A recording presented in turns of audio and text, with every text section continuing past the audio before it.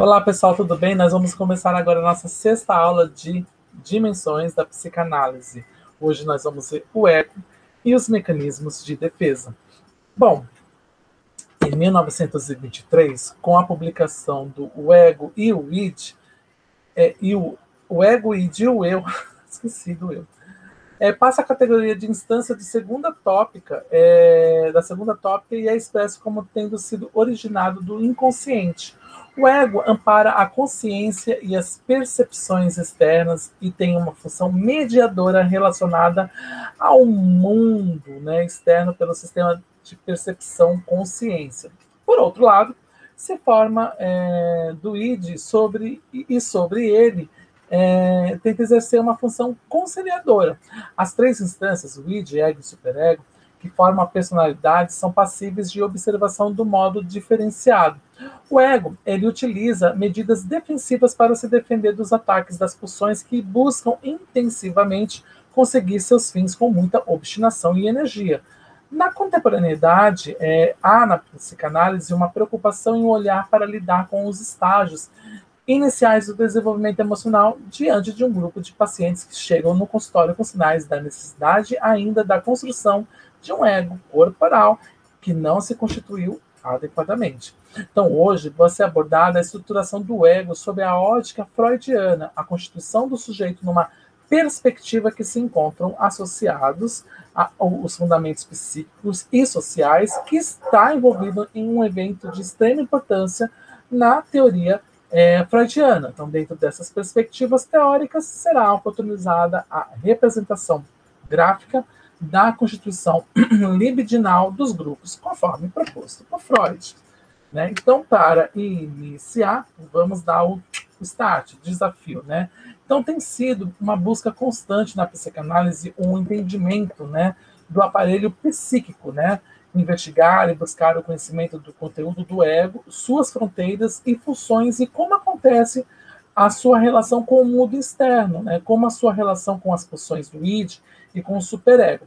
Então, Freud verificou que os afetos poderiam ser deslocados para pensamentos por meio de mecanismos inconscientes, que mais tarde ele próprio designou por dissociação, recalcamento e supressão. Mais tarde, estes pensamentos poderiam vincular os mesmos afetos a outros objetos, projeções, né? Anna Freud, juntamente com seu pai, durante muitos anos, dispensaram uma atenção especial ao estudo dos mecanismos de defesa, né? Então, vamos pensar agora uma história, né? Laura estava no período de latência, né? Que vai dos 6 até os 11 anos, né? E ao chegar na análise, dificultava o quanto podia a manifestação de um impulso que era estar com inveja do seu irmão recém-nascido, que é um afeto que dominava inteiramente a sua vida. Até que na análise era excepcionalmente difícil descobrir algum vestígio desse impulso. Tudo que a analista podia observar era que, sempre que a paciente tinha uma ocasião para invejar ou estar ciumenta do seu irmão, começava realizando um curioso jogo imaginário em que ela interpretava o papel de um mágico com poderes para transformar ou influenciar de algum outro modo, por meio de seus gestos, o mundo inteiro. Então, pense nisso e pense nessa história e veja qual mecanismo está sendo expresso. Você vai descobrir ao longo dessa aula. Vamos lá? Bom, agora vamos começar, né, com a questão a constituição libidinal dos grupos, né? Então, a questão do sujeito se relacionar no grupo não se sustenta na explicação da existência de uma pulsão social, conforme Freud, né? Conforme Freud disse, né? Então, a sua investigação foi na direção de desvendar a influência do grupo na vida mental do sujeito, a magnitude do grupo na constituição do sujeito e na alteração mental que este provoca no sujeito. Então, buscou fundamentar essa atratividade do grupo e de sua influência no sujeito pela libido. Então, a gente vai ver a constituição libidinal dos grupos, né, conforme proposto por Freud, né? Então, a libido como energia de todas as pulsões que podem ser abrangidas pelo amor, de forma ampla, como amor sexual, amor próprio, amor pelos pais, pelos filhos, amor na amizade, entre outras. Ou seja, tudo que faz laço emocional constitui a essência da mente grupal. Então, como membro de um grupo, o sujeito se identifica com o líder e também com os outros membros do grupo, né? Então, nessa dinâmica, o sujeito abandona o seu ideal de ego em prol do amor a um líder, ou seja, o objeto foi colocado no lugar do ideal do ego, e assim todos os membros do grupo fizeram, o que faz com que se identifiquem uns com os outros em seu ego.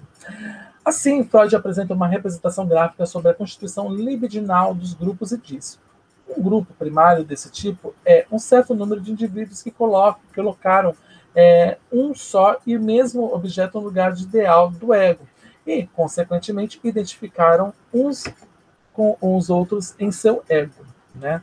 Então, assim, quando uma pessoa é incorporada no grupo, se considera forte, como com uma grande energia para resolver todos os desafios, né? Então, ele sente que pode enfrentar o mundo, pois, ao substituir o seu ideal de ego por outro objeto, o líder também se identifica com os outros membros do grupo, sendo que os ideais do grupo passam a ser os ideais do indivíduo e este não medirá esforços para cumprir todas as exigências do grupo. Essas agora são suas também. Então, como é possível explicar o grupo de fãs que se forma ao redor de alguns ídolos, cantores, bandas, entre outros, né? Então, a identificação nesse caso ocorre pelo desejo de um mesmo objeto para que o grupo seja formado, mesmo sem alguma estrutura ou organização. O grupo se forma pelo desejo comum que é dirigido para um mesmo alvo, havendo uma identificação em torno de uma característica, um desejo comum. Então, a partir da presença dessa condição, a formação de laços poderá levar à formação de um grupo. E assim, também temos os grupos nas organizações, em que a organização é o ideal do ego a ser alcançado, fazendo com que os trabalhadores tenham dedicação e obediência exaustivas. Vamos lá?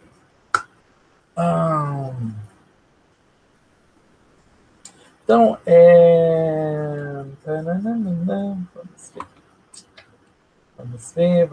vamos ver.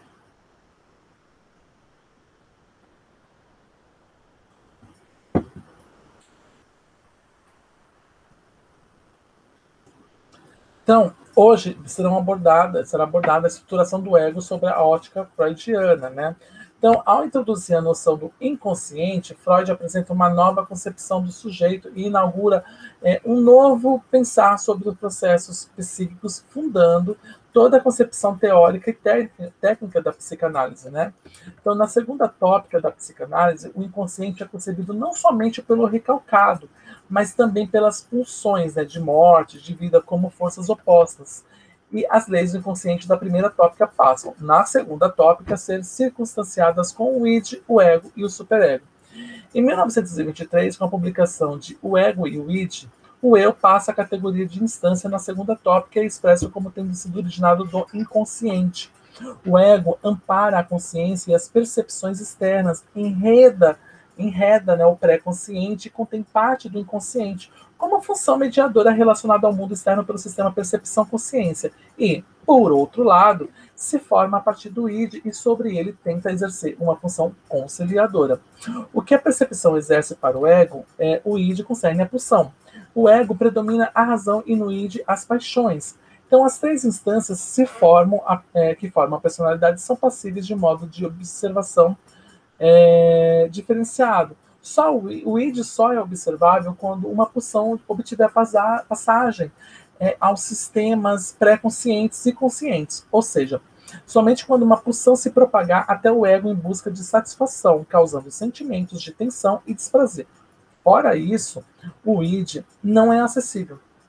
O superego se torna visível quando afronta o ego por meio do sentimento de culpa que gera pela sua crítica e, por sua vez, utiliza medidas para se defender dos ataques das pulsões que buscam intensivamente conseguir seus fins com muita obstinação e energia. Além disso, abordaremos nessa aula o estudo da constituição do sujeito numa perspectiva que se encontram associados a fundamentos psíquicos e sociais, evento de extrema importância na teoria freudiana, que é a identificação. Então, no final do século XIX, o Sigmund Freud, né, mais precisamente em 1895, lança o seu projeto para uma psicologia científica, no qual desenvolve sua teoria sobre os processos psíquicos, com enfoque na natureza dos neurônios e suas conexões, que ainda não havia sido objeto de pesquisas empíricas. A descrição do aparelho psíquico realizada nessa publicação se assemelha aos estudos contemporâneos da neurociência e da ciência cognitiva.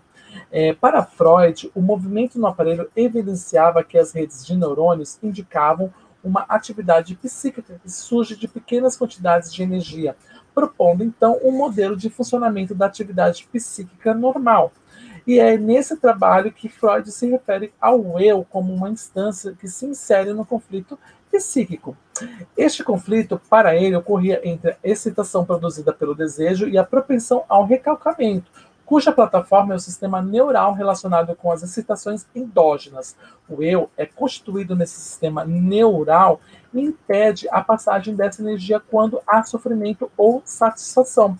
Tem uma função dupla que implica em se libertar dos propósitos em que é objeto, buscando a satisfação e, por meio da inibição, tenta se evadir da repetição de experiências dolorosas. Então, ao introduzir a noção do inconsciente, Freud apresenta uma nova concepção do sujeito e inaugura um novo pensar sobre os processos psíquicos, que fundou toda a concepção teórica e técnica da psicanálise.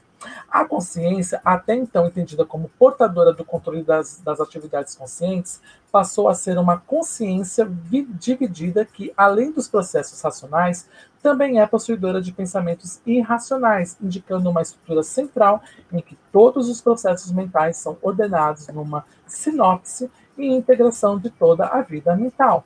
Porém, concebendo que o consciente é possuidor também de um pensamento, o sujeito passa a ser entendido como um sujeito dividido, ou seja, a consciência faz parte do psíquico, mas não contém todos os processos psíquicos, pois o inconsciente é hábil em estabelecer e produzir pensamentos que não são conscientes, subordinados a uma lei própria que são distintas dos processos racionais, o que demonstra a impossibilidade de uma sinopse harmônica da vida mental pela consciência.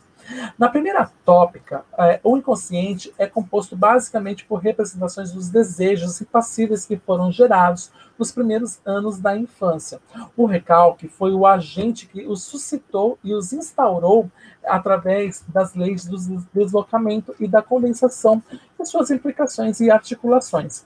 Na segunda tópica, o inconsciente é concebido não somente pelo recalcado, mas também pelas pulsões de morte, de vida, como forças opostas, e as leis do inconsciente da primeira tópica passam, na segunda tópica, a ser circunstanciadas com o id, ego e superego. Então, de 1895 até 1923, o eu é pensado como lugar das pulsões, posteriormente no estudo sobre narcisismo primário e secundário.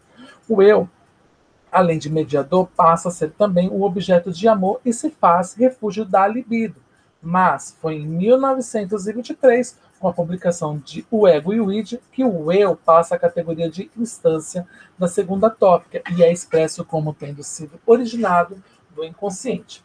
Então, segundo Freud, o ego é aquela parte do id que foi modificada pela influência direta do mundo externo, por intermédio dos sistemas PCCS, né, que é o sistema de percepção consciência, né? O ego, antes de tudo, um ego corporal, não é simplesmente uma entidade de superfície, mas é ele próprio a projeção de uma superfície. Então, nessa abordagem, além do ego e do id, surge a instância do superego, que se desenvolve durante a fase fálica, que vai dos 3 aos 5 anos, durante o complexo edípico, né?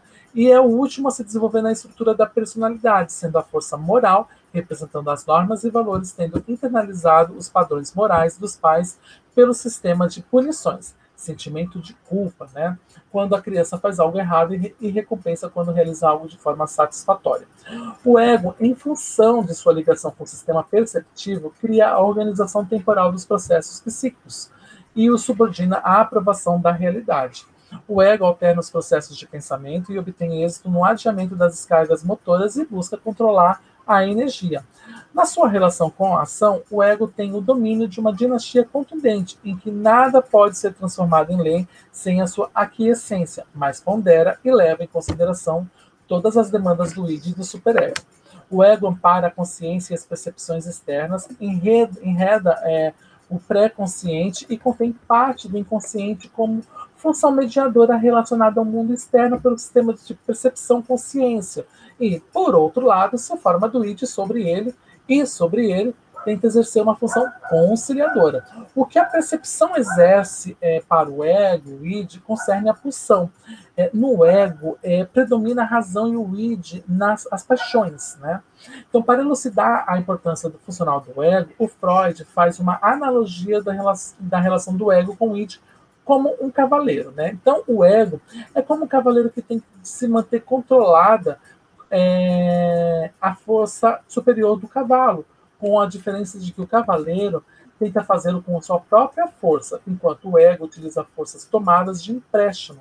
Com frequência, um cavaleiro, se não deseja se ver separado do cavalo, é obrigado a conduzi-lo onde este quer ir, da mesma maneira que o ego tem o hábito de transformar em ação a vontade do id, como se fosse a sua própria. A formação do ego teve, segundo Freud, a influência não somente do sistema perceptivo na sua diferenciação do id, como também do próprio corpo, principalmente a sua superfície, né, que é a parte externa, pelas sensações do tato externo e interno.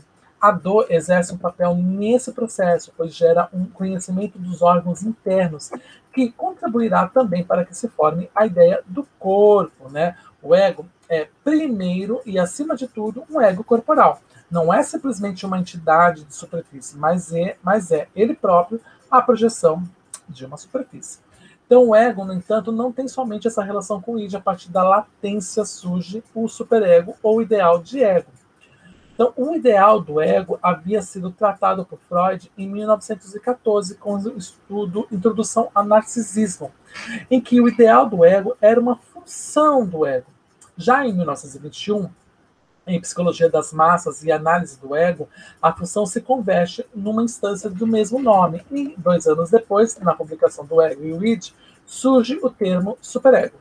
Na primeira infância, temos as primeiras identificações de natureza geral enraizadas, e a primeira identificação é responsável pelo nascimento do superego, que é a identificação com o pai.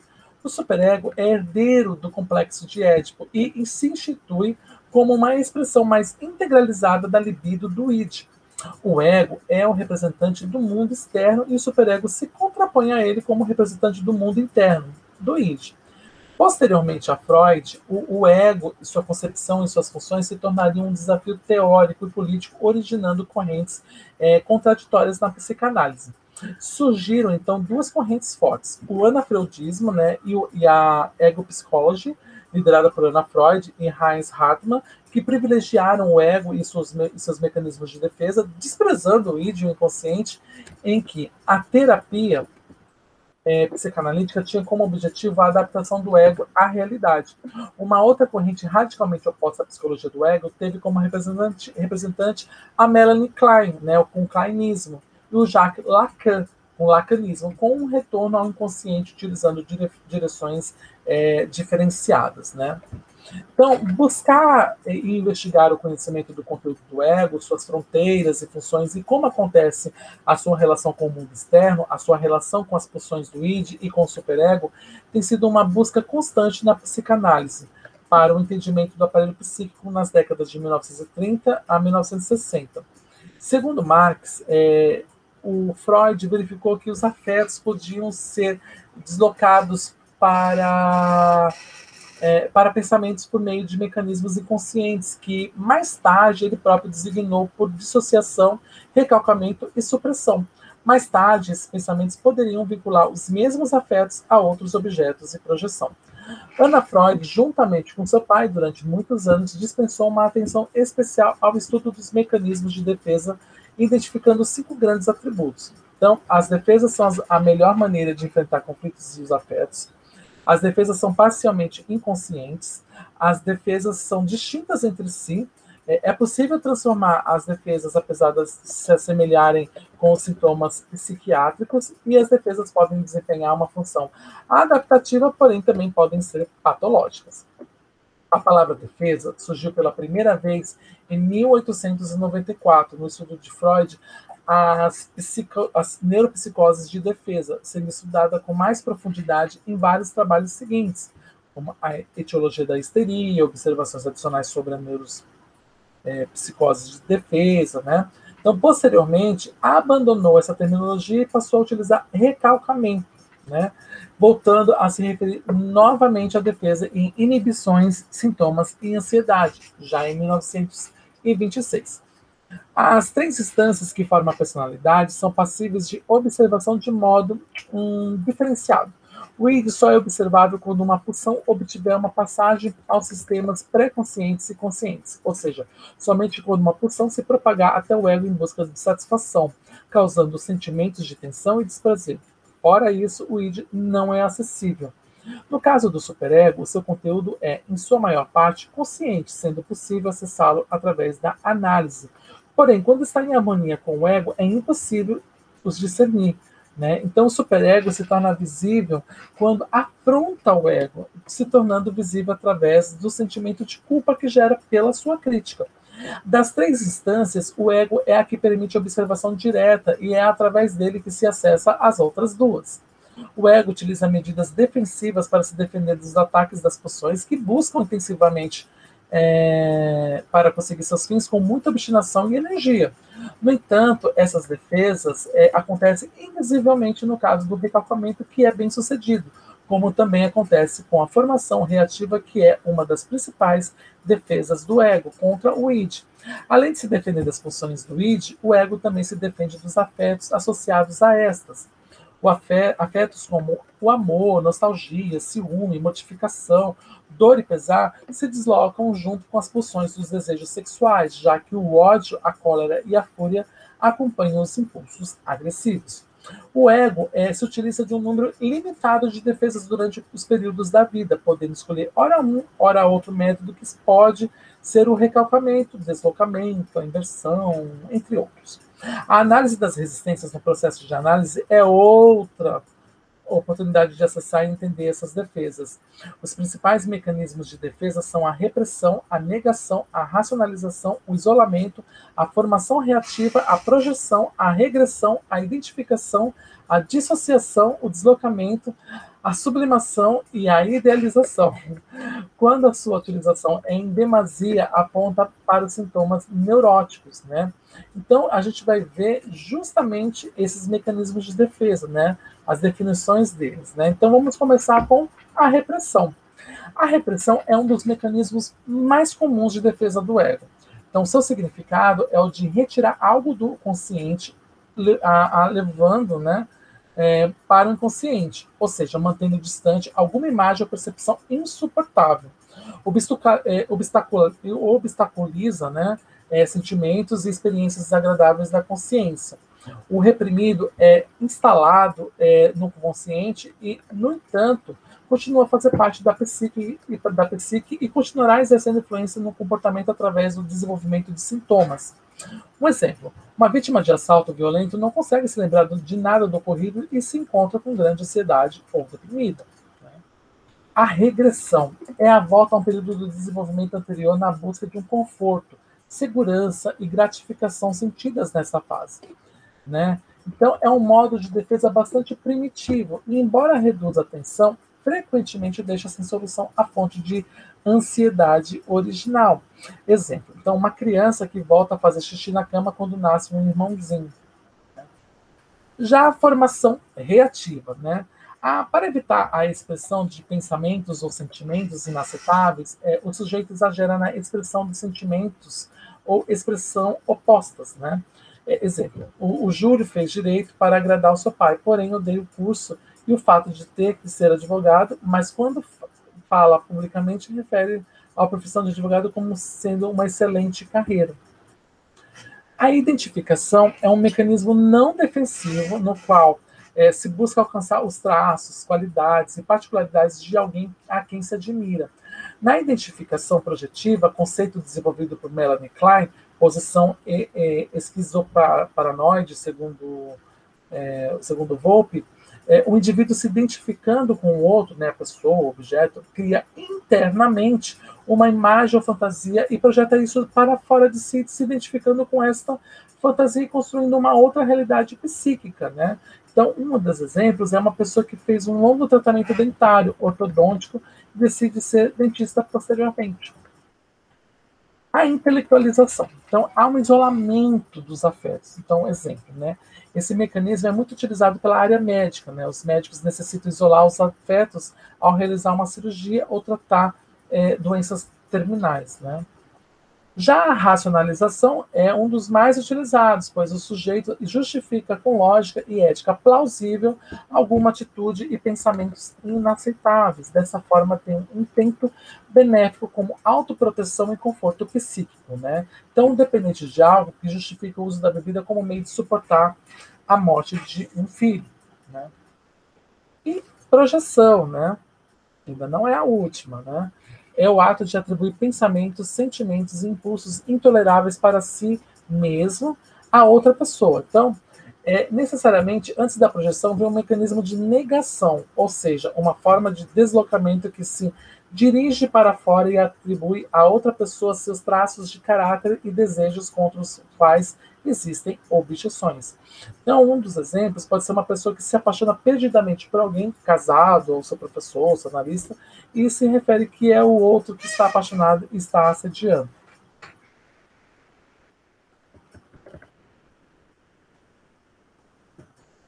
A introjeção, né? A introjeção se trata de assumir para si características de outras pessoas.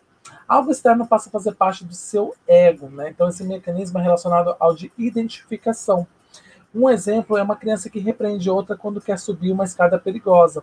Ela introjetou as normas passadas por seus pais. Né? Negação.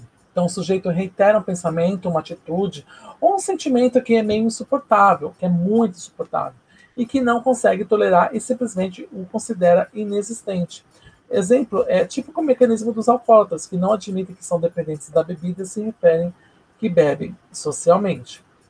Isolamento, né? O sujeito desassocia o pensamento ou recordação do afeto ou emoção que estava relacionado a ele. Um exemplo são os pacientes terminais, quando falam de sua doença como se não fossem com eles, né? Dissociação é a separação dos sentimentos ou pensamentos contraditórios com amor e ódio em relação ao mesmo objeto. É a tentativa de integração que gera uma ansiedade insuportável. Um exemplo extremo é a dupla personalidade. O deslocamento é a substituição de um impulso ou pulsão inicial por outro. Então, um exemplo é uma pessoa que está com ódio de seu professor e agride verbalmente um colega. A sublimação é um processo através do qual a libido se separa do objeto sexual para outra finalidade, visando a satisfação. Então, para Freud, a sublimação é um processo que diz respeito à libido objetal e consiste no fato da pulsão se dirigir no sentido de uma finalidade diferente e afastada da finalidade da satisfação sexual. Um exemplo. Competições esportivas são sublimações de pulsões agressivas, ou uma pessoa com fortes impulsos sexuais se transforma em um grande artista. Idealização. Então, segundo Freud, a idealização é um processo que diz respeito ao objeto. Por ela, este objeto, sem qualquer alteração na sua natureza, é engrandecido e exaltado na mente do indivíduo. Um exemplo é idealizar o parceiro e cair na dependência emocional, pois estar com alguém que hipoteticamente lhe era impossível faz com que a pessoa se entregue totalmente. E por fim, fixação é um apego permanente da libido no estágio do desenvolvimento da personalidade. Muitos dos traços de personalidade são pequenas fixações a alguma fase, seja oral, fálica, anal. A fixação está na origem das repressões ou recalques, né? Então, exemplo, uma pessoa com forte fixação na fase anal pode apresentar características obsessivas ou vir manifestar uma neurose obsessivo-compulsiva, né? Então, o ego, então, se utiliza desses mecanismos de defesa para se defender das constantes inserções das pulsões na busca de uma incansável satisfação. São parcialmente inconscientes podem ser utilizadas como uma forma de adaptação, como também podem se transformar em patologias em função da intensidade, frequência e rigor. O ego utiliza variadas defesas e é através da análise das resistências que é possível acessá-las. Das três instâncias que formam a personalidade, o ego é a instância que possibilita a observação direta. Então,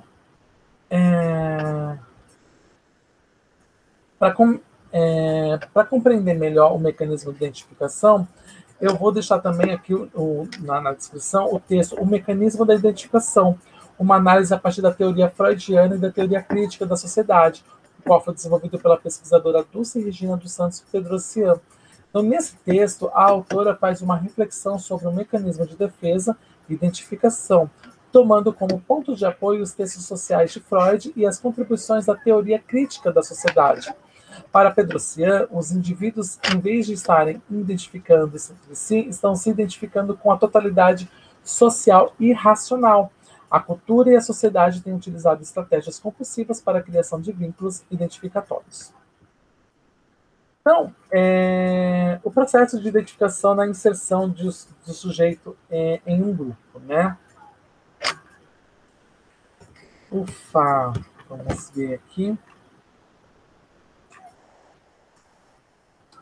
Bom, o estudo da constituição do sujeito requer um entendimento dentro de uma perspectiva em que se encontram associados os fundamentos psíquicos e sociais em que está envolvido um evento de extrema importância na teoria freudiana, que é a identificação. A inserção do sujeito em um grupo foi objeto de estudos de Freud em 1921, com a publicação da Psicologia de Grupos e Análise do Ego. Segundo Rodinesco, Freud, desde o início de seu texto, expôs o fenômeno que sempre existe o outro, que serve de modelo, objeto ou rival na constituição do ego, pretendendo a oposição onisciente entre psicologia individual e psicologia social. No entanto, há diferenças a serem pontuadas no interior da psicologia individual, na constituição do sujeito quanto às ações sociais e as ações narcisísticas, como a satisfação da pulsão. A temática do homem na cultura e na sociedade também foi tratada nas publicações O Mal-Estar da Civilização, O Tótem, o Tabu e O Futuro de uma Ilusão. Então, a identificação é um dos mecanismos que surge na mais tenra idade, sendo que, para Freud, a mais remota expressão de um laço emocional com outras pessoas, como também pode, de maneira regressiva, se tornar sucedâneo para uma vinculação de objeto libidinal, por meio da introjeção do objeto no ego, e também pode surgir com uma qualquer nova percepção de uma qualidade comum partilhada com alguma outra pessoa que não é objeto da pulsão sexual. Quanto mais importante essa qualidade comum mais bem-sucedida pode se tornar essa identificação parcial, podendo, assim, representar o início de um novo laço. O laço mútuo existente entre os membros de um grupo é da natureza de uma identificação desse tipo, baseada numa importante qualidade emocional comum, e podemos suspeitar que essa qualidade comum reside na natureza do laço com o líder. Então, a relação do grupo ou a questão do sujeito se relacionar no grupo não se sustenta na explicação da existência de uma pulsão social, conforme Freud, Então, a sua investigação foi na direção de desvendar a influência do grupo na vida mental do sujeito, a magnitude do grupo na constituição do sujeito e na alteração mental de que o mesmo provoca no sujeito. Buscou fundamentar essa atratividade do grupo e de sua influência no sujeito pela libido. Libido enquanto energia de todas as pulsões que podem ser abrangidas pelo amor, de forma ampla, como amor sexual, amor próprio, amor pelos pais, pelos filhos, amor na amizade, etc, etc, etc. Ou seja, tudo que faz laço emocional constitui a essência da mente grupal. Como membro de um grupo, o sujeito se identifica com o líder e também com os outros membros do grupo. Então, nessa dinâmica, o sujeito abandona o seu ideal de ego em prol do amor a um líder, ou seja, o objeto foi colocado no lugar do ideal do ego e assim todos os membros do grupo fizeram, o que faz com que se identifiquem uns com os outros em seu ego. O líder não é alguém que se intitula como um Deus, a não ser em casos patológicos, ou seja, estampado eu sou sua parte idealizada, ou eu sou aquilo que vocês gostariam de ser. Tudo acontece de forma subliminar, pouco pouco perceptível, né, baseado no fenômeno de identificação. O líder é escolhido por ter algumas características e competências diferenciadas que todos gostariam de ter. Por isso, tem mais autonomia de ação do que os demais membros e, ao substituir o ideal de todos estabelece uma ligação entre eles, pois todos acabam se identificando uns com os outros através do seu ideal de ego, agora compartilhado com o líder. O grupo passa a ter, assim, um ideal de grupo que se torna o ideal do sujeito, que não medirá esforços para cumprir com todas as exigências do grupo, pois essas se transformaram em suas também. Na dinâmica organizacional, atualmente um atributo muito desenvolvido, estimulado e colocado como padrão de comportamento é o trabalho em equipe e o desenvolvimento de lideranças, não mais como chefes, e sim como líderes, que sejam inspiradores em prol de um objetivo comum, como estratégia. A libido é a que sustenta a relação do líder com os demais membros do grupo, e cada elemento do grupo está ligado ao líder e aos outros membros, né? Esses laços se tornam efetivos em função da dessexualização dos impulsos sexuais, sendo que no processo civilizatório cada vez mais vemos a formação de grupos em torno de objetivos comuns, e isso merece um cuidado em especial, tendo em vista que, para esses vínculos sejam mantidos, é inexorável um comedimento da vida sexual. Como o narcisismo é limitado na atuação em grupo, o que prepondera é a vontade do grupo sobre os interesses individuais, né? Se o que mantém a coesão grupal é a energia da libido dessexualizada, se assemelha a um estado de estar amando. Por isso, necessitamos aprofundar o entendimento desse fenômeno amor, né? Então, segundo Freud, no final da fase edipiana, há uma repressão das repulsões sexuais, sendo que a criança abandona grande parte desses objetivos sexuais e sua relação com os pais se modifica para uma relação afetuosa. Porém, essas primeiras tendências sensuais, né, continuam a existir no inconsciente, somente foram reprimidas, né? Então surge o ideal de ego ou superego, cuja principal função é a consciência moral, a autoobservação e a censura, sendo o herdeiro do narcisismo original, em que o ego infantil usufruía de autossuficiência para se submeter à influência do mundo externo. No estado de estar amando, uma boa quantidade de libido narcisista extravasa para o objeto e pode ser observado que, em algumas formas de escolha amorosa, há evidência de que o objeto se ajusta como suplente de algum ideal de ego que nós mesmos que não foi atingido. Ou seja, amamos em função das qualidades e virtuosidades que gostaríamos de conseguir para o nosso próprio ego. E, de uma maneira indireta, se busca a satisfação do nosso narcisismo. O ego passa a ser devoto ao objeto como uma sublimação.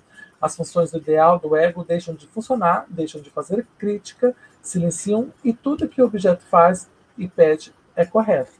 Então a consciência não se aplica a nada que seja feito por amor ao objeto. Na cegueira do amor, a falta de piedade é levada até a diapasão, né, do crime. A situação total pode ser inteiramente resumida numa fórmula. O objeto foi colocado no lugar do ideal do ego.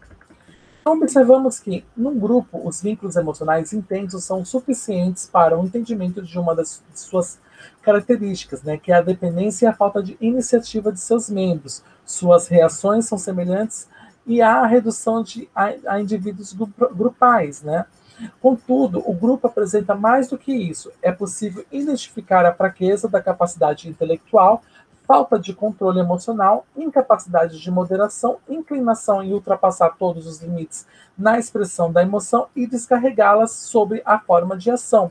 Demonstra uma regressão da atividade mental de um indivíduo a um estágio anterior, semelhante aos selvagens e às crianças. Essa regressão é bem comum de aparecimento nos grupos comuns, já nos grupos organizados e artificiais, ela pode ser controlada, né? Quais são esses grupos organizados e artificiais? A igreja, o exército, outras organizações. Então, na sociedade humana, é possível encontrar esses fenômenos de dependência e de quanto cada indivíduo é governado por essas atitudes da mente grupal nas características raciais, preconceitos de classe, opinião pública, entre outras.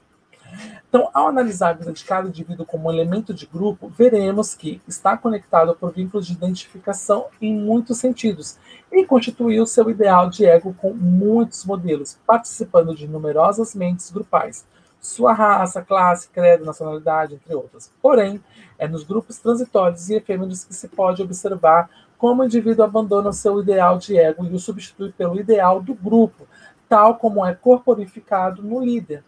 A identificação revela o quanto o outro é universal na experiência subjetiva e quanto o apoderamento de um elemento que venha do outro tem repercussão na subjetividade.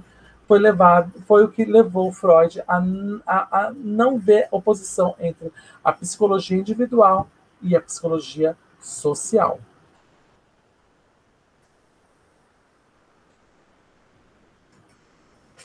Bom, então a gente vai ver agora um vídeo onde vai ter uma reflexão sobre o indivíduo, a organização e os grupos. Vamos lá?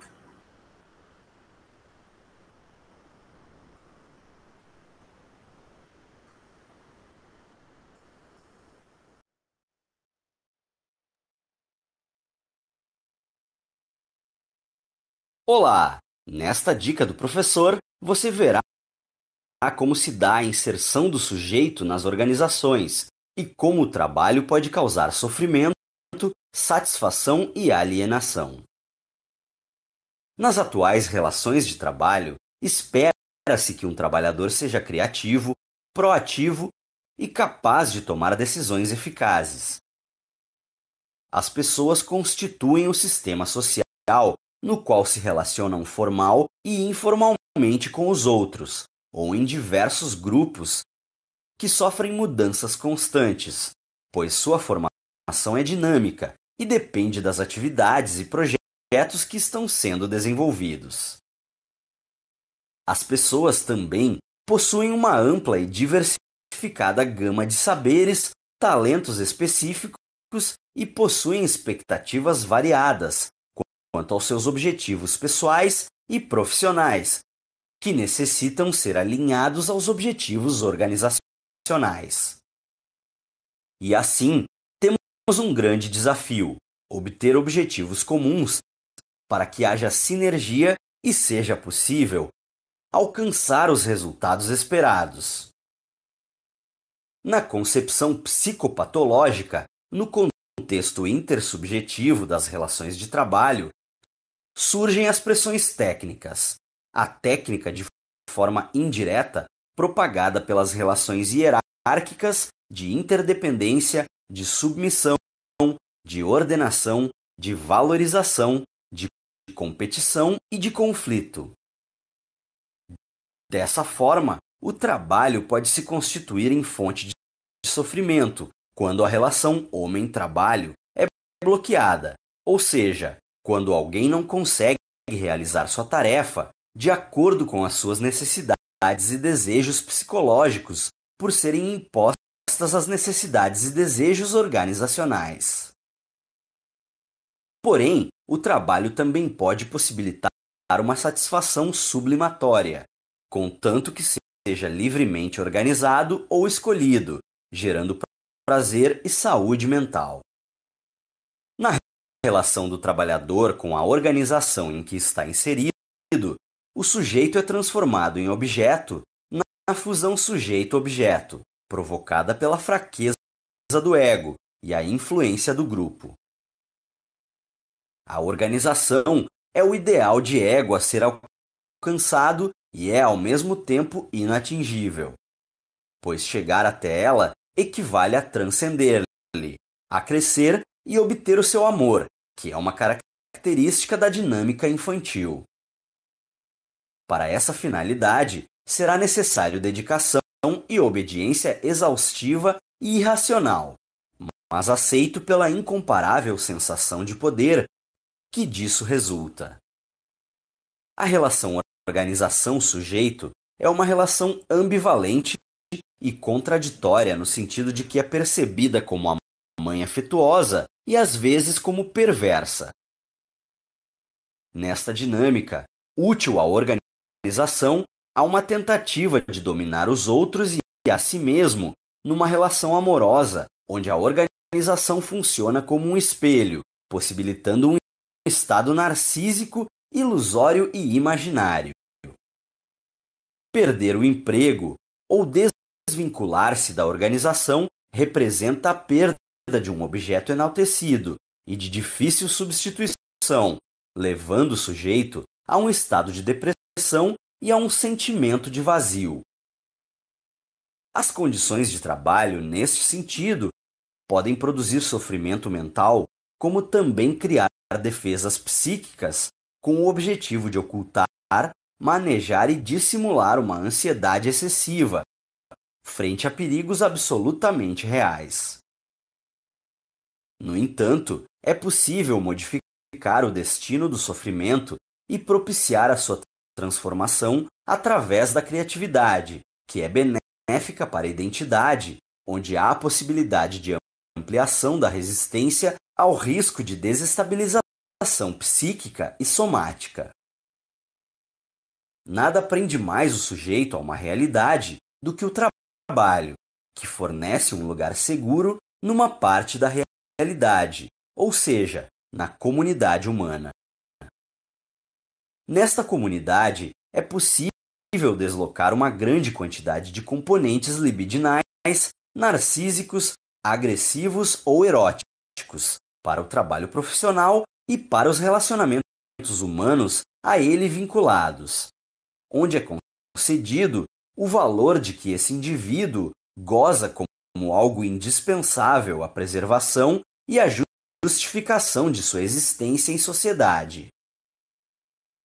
Na atualidade em que o trabalho pode ser constituído em angústia e sofrimento, ou ser objeto de investimento amoroso, o trabalho é o representante das forças que atuam na existência do ser humano em sociedade. Bons estudos!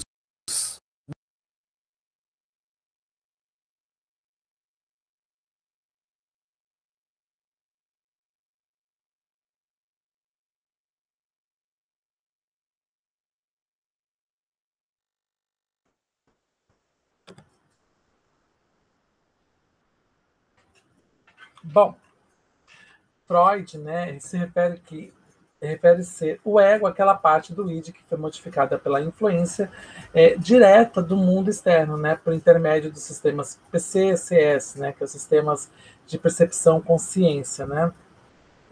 O ego, antes de tudo, um ego corporal não é simplesmente uma entidade de superfície, mas é ele próprio a projeção de uma superfície. Então, na contemporaneidade, na psicanálise, uma preocupação em um olhar para lidar com os estágios iniciais do desenvolvimento emocional, né? Então, diante de um grupo de pacientes que chegam no consultório com sinais de necessidade ainda da construção de um ego corporal que não se constituiu adequadamente, né? Então, a gente vai ver um case, né, que corrobora essas constatações da clínica psicanalítica, né, da construção do ego corporal. Então, a psicanalista Ana Regina, né, ela buscou apoio em textos de psicanalistas como Haag, Tustin, Winnicott para aprofundar a afirmativa que Freud fez em 1923, de que o ego é um ego corporal, e entender melhor os sintomas de um paciente que havia iniciado a análise. Raul, paciente de Regina, iniciou a análise no momento de uma crise em que não conseguia dormir, estava com dificuldade de se concentrar no trabalho e um medo muito grande de ficar louco. Ao iniciar a primeira entrevista, ele disse: quando eu sou pequeno, e troca o tempo verbal se anunciando a Regina como eu sou pequeno nos meus 35 anos. Então, segundo ele, o que havia sempre tido um ótimo desempenho na escola, segundo ele, que havia sempre tido um ótimo desempenho na escola, era muito responsável, porém agora o corpo está transbordando, se considerando um poço de angústia, né? Chora muito, sente tremores, acha que irá se desfazer em lágrimas, né?